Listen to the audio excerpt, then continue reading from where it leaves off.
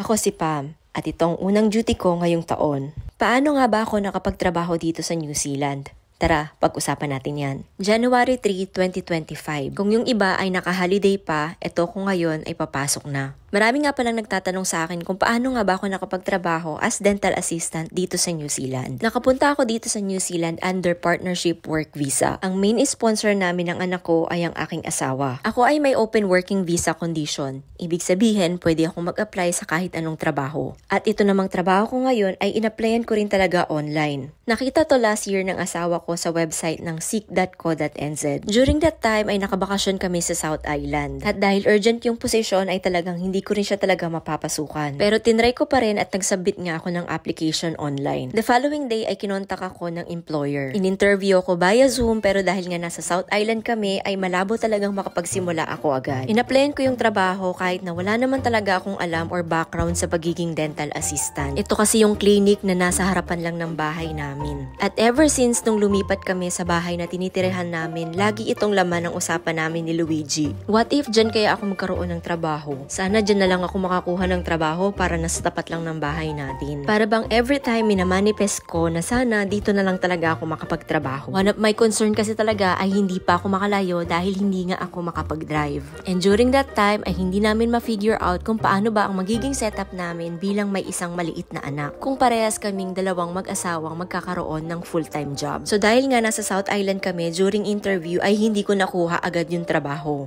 Gusto pa kasi nung employer ay ma-interview ako personally. I remember that time, sobrang frustrated ko na talaga na makakuha ng trabaho. At since ito nga yung clinic na nasa harapan namin, ay sobrang nanghihinayang din talaga ako na hindi ako makapunta sa personal interview. Pakiramdam ko, sayang yung opportunity. Pero tandang-tanda ko pa nung sinabi sa akin ni Luigi at ni Ate Roma na ipagdasal ko na lang daw. Sabi nila noon na kung talagang ayan ang ibibigay sa'yo ng Diyos, ay ibibigay niya yan sa'yo. At kung hindi man yan yung trabahong yun, I know naman na God will provide. Then after 3 weeks ng bakasyon namin ay minessage ko agad yung employer pagbalik namin ng North Island. Bali nag-inform lang ako na just in case na magkaroon pa ng any other vacant position ay ready na ako or available na ako per personal interview. At isa nga sa malaking twist at biyayang natanggap namin nung pagpasok ng 2024 ay ang matanggap ako sa trabaho. Totoo pala na kung talagang para sa'yo ay para sa'yo. Nasakto kasi nung pag-message ko ay meron pala ulit silang umalis na staff. Kaya naman after few days ay nagkaroon ako ng schedule for interview. And napakabilis na nga ng pangyayari. Halos mag-1 year na rin pala ako nagtatrabaho ngayon as dental assistant dito sa New Zealand. Pero hindi rin talaga naging madali ang lahat. Knowing na wala talaga akong kaalam-alam sa trabahong pinasok ko. As in zero knowledge. Dahil sa frustrations ko na matuto agad ay nagkaroon din talaga ako ng anxiety at nahirapan akong matulog. Ito rin yung time na naglaylo ako sa pagbabloging dahil hindi ko na talaga siya kayang pagsabayin. May times na talagang gusto ko nang sumuko. Pero talagang napakabuti ng Diyos. Dahil meron nga akong katrabahong Pinoy at ito pa ang nag-training sa akin. At pumayag naman yung employer at mga kasama namin sa trabaho na i-training niya ako sa Tagalog or sa ating lengguwahe. Kaya naman talagang napakalaking bagay noon para sa akin. Natatandaan ko nga pala noong interview ko ay wala akong dalang kahit ano. Sinabi niya lang sa akin ay pumunta daw ako dun sa clinic para nga ma-interview ako personally. At meron na daw siyang copy ng resume ko kaya no need na daw na magdala. Wala rin akong exam na kahit anong pinagdaanan. At nung matanggap naman ako sa trabaho, ay meron lang akong finilapan na form tapos nagsubmit lang ako ng copy ng aking visa. Wala nang napakaraming requirements na hiningi pa. Kaya naman kung isa ka sa nangangarap at gustong makapagtrabaho this 2025 dito sa New Zealand ay huwag kang mawala ng pag-asa. This may not be a good year dahil nga sa pinagdadaanan ng bansang New Zealand but who knows?